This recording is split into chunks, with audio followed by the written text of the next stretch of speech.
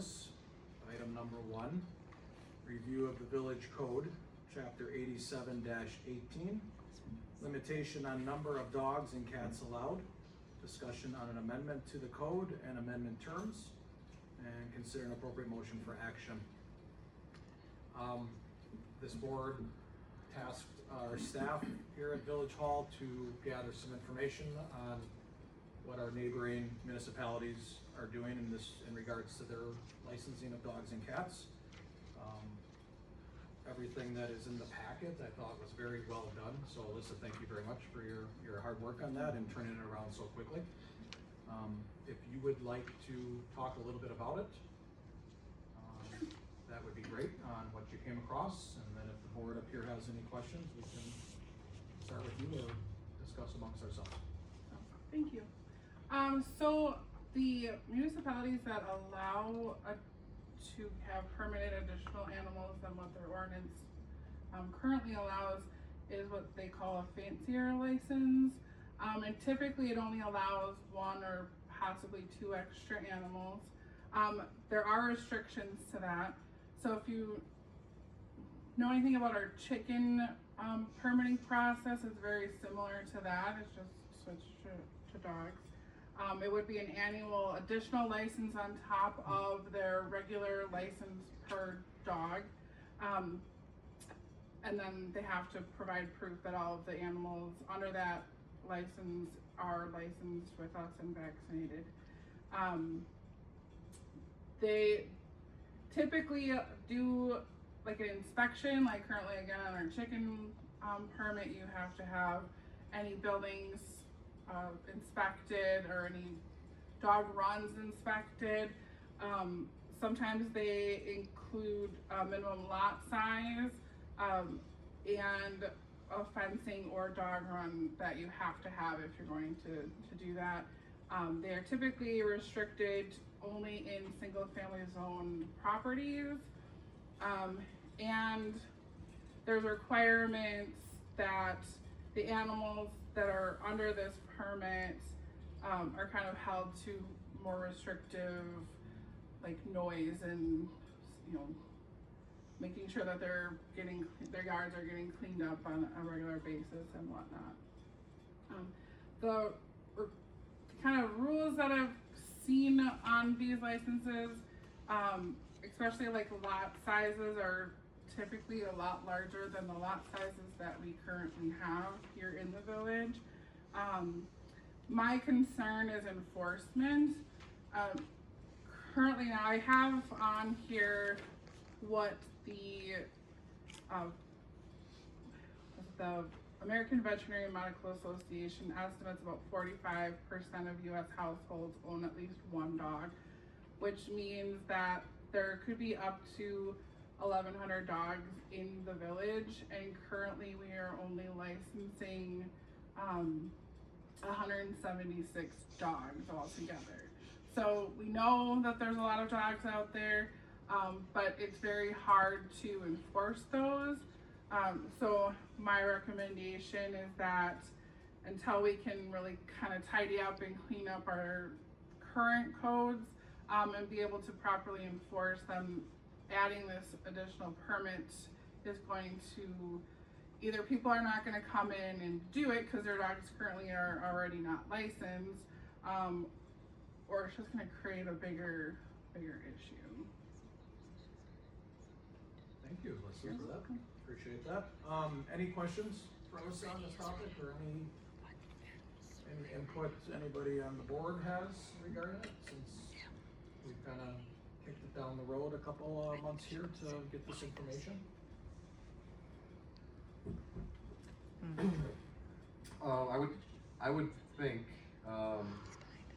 with dog issues not having come up a lot in front of this board, I can remember maybe 2 in the last since 2017. I would be in favor of leaving the ordinance just the way it is. Right. I would concur with that. Yeah, I have the same sentiment. I agree with Troy also. My question is, so in the situation we have, what happens?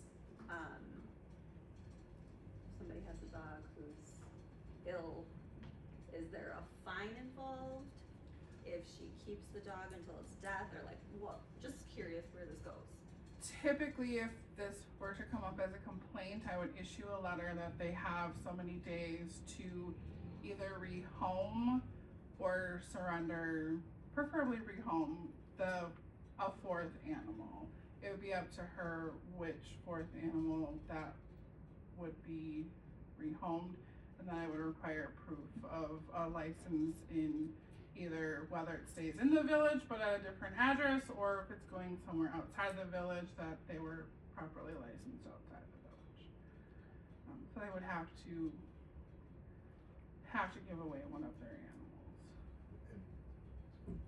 In this particular situation that we're talking about, they exceeded by one, and one of their dogs is ill, and didn't she say could be passing any time? I don't know I think that that's, detailed I think information. that's what, I wasn't yeah, involved so- with that. I believe it was 3 meetings ago, maybe November, December, I read the letter out loud of the situation. I And that remember is very that- accurate. I think the dog that has some health issues, about 16 years old. So, yeah, I think that's spot on.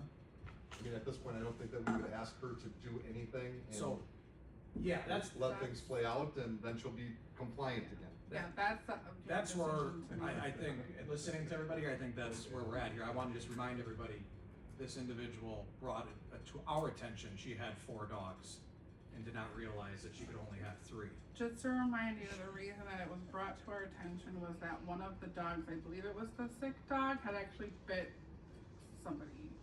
So, again, no complaint filed from that though.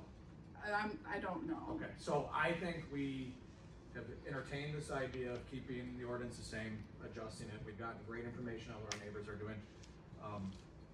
I agree with everything you all just said. I would move forward, this is my opinion, just moving forward, probably leaving the ordinance as is, I mean, the code as is.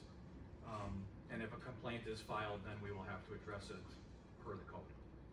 And she would be out of compliance, and the dog, like you said, the letter would be sent, and she would have to correct that situation. May I talk? Absolutely. I think if you're a responsible owner, I don't care how many dogs you have or cats you have, as long as you're responsible. I just don't like limits. And I'm gonna say that, I'll leave it be, but I think if you're a responsible owner, you do what's right, there shouldn't be limits.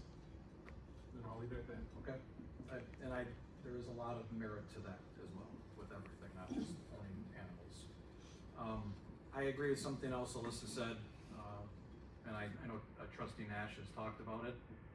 We have a lot of other codes in this village that need to be cleaned up and looked at, that have not been looked at, have not been cleaned up, and have just kind of continued to sit there over time, and have not been adjusted or tweaked to kind of the times we also live in, so we need to look at all those.